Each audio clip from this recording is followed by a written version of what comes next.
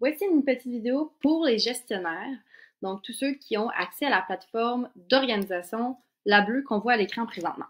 Donc, ce qui est intéressant, c'est qu'on va souvent avoir un propriétaire d'une plateforme d'organisation comme celle-ci. On va souvent avoir, par exemple, le responsable des sports dans une école qui va gérer la plateforme bleue. Dans une association sportive, souvent on parlait du directeur technique ou des rôles dans ce sens-là.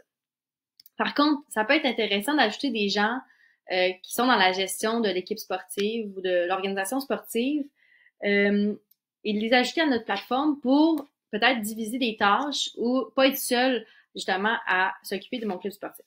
Et c'est un peu dans ce sens-là qu'on va vous présenter la vidéo aujourd'hui. Donc, comme vous pouvez voir, je suis présentement dans une plateforme d'organisation, donc la plateforme bleue. On a ici en haut le bouton gestion. Quand on clique là-dessus, on arrive dans une page comme celle-ci. Si on regarde le petit menu ici en haut à gauche, puis on clique dessus, on a différentes options, dont la gestion des utilisateurs. Si on regarde le menu déroulant, on a deux options. On a utilisateur et rôle. Si je vais voir utilisateur, je vais pouvoir voir qui a accès présentement à ma plateforme. Donc, on a ici le propriétaire, qui est moi. On a un administrateur qui est une autre personne.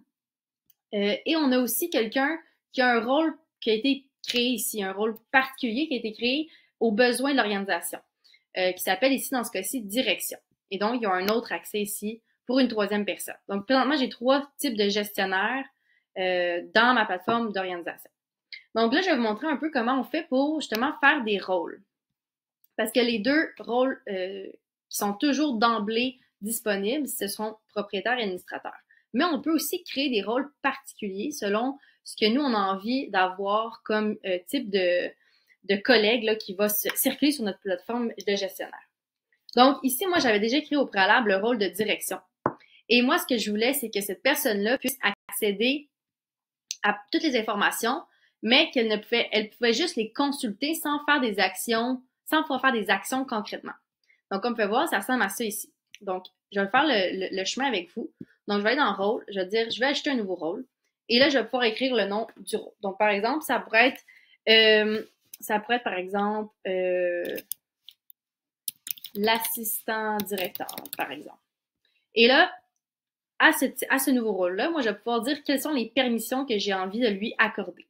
Donc, on peut voir qu'on peut, pour les membres, on peut dire, OK, je veux qu'il soit capable d'ajouter des membres, je veux qu'il soit capable d'éditer des membres, de les supprimer, ou au contraire, je ne veux pas qu'il puisse faire rien, je veux juste qu'il puisse voir qui sont les membres. Et on peut faire ça avec les membres, les équipes et les catégories. On a aussi la permission pour les communications. Donc, est-ce que je veux que cette personne-là soit capable d'avoir un droit de lecture sur cette section-là? Oui ou non? Si on dit oui, est-ce qu'elle peut avoir certaines fonctions par rapport aux communications? Est-ce qu'elle peut en acheter? Est-ce qu'elle peut en renvoyer? Est-ce qu'elle peut supprimer? Etc. Donc, on peut vraiment venir granulariser chacune des permissions. Si dans mon cas présent, j'ai juste envie d'avoir quelqu'un qui va avoir accès à la plateforme sans faire des actions, sans pouvoir vraiment faire des actions concrètement, ce que je vais simplement faire, c'est dire oui, mais je ne vais rien cocher.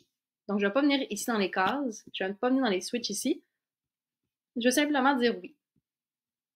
Celui-ci, on peut le laisser vacant, par contre. Et on va enregistrer le tout. Oh, j'ai oublié de marquer le rôle. Assistant directeur. Et je vais pouvoir enregistrer le tout. Et là, j'arrive avec mon autre rôle particulier. Et donc, si par exemple, maintenant, on veut voir à quoi ça ressemble. Donc là, j'ai mis les utilisateurs ici qui sont là. Maintenant, je vais vous montrer à quoi ça ressemble quand je me connecte avec un compte comme celui-ci. Donc, lui qui a accès à toute la plateforme d'organisation, mais il ne peut pas agir réellement. Je vais vous montrer à quoi ça ressemble. Donc là, je me suis connectée avec mon accès ici de direction, donc le rôle particulier qu'on m'a créé. Et comme vous pouvez voir, j'ai accès à la plateforme du gestionnaire. Par contre, si on va voir dans chacun des onglets, j'ai accès aux informations, mais j'ai tous les boutons ici qu'on retrouve normalement, ajouter, supprimer, etc., exporter, importer. Je n'ai pas accès à ces fonctions-là. Donc, je peux juste consulter qui sont les joueurs. C'est la même chose pour les catégories. Je peux voir quelles sont les catégories, mais je peux pas en ajouter. Même chose pour les équipes. Je peux voir les équipes, c'est quoi. Je peux cliquer sur l'équipe, mais je peux même aller consulter la plateforme d'équipe, mais il n'y a aucune action que je peux faire de mon côté. Même chose pour le calendrier. Je peux consulter le calendrier, voir c'est quoi les activités qui s'en viennent, s'il y a des matchs, etc. Mais dans le fond, je peux pas rien faire non plus. Et même chose pour les communications. Donc, je peux consulter les communications, mais je ne peux jamais rien faire non plus.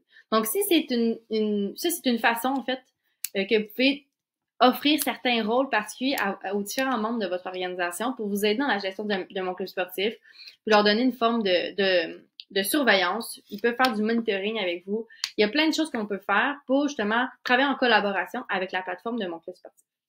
Donc, c'était une petite vidéo pour vous montrer comment faire pour ajouter différents utilisateurs. Mais comme je vous dis, il y a des différentes permissions que vous pouvez cocher pour vraiment adapter selon vos besoins.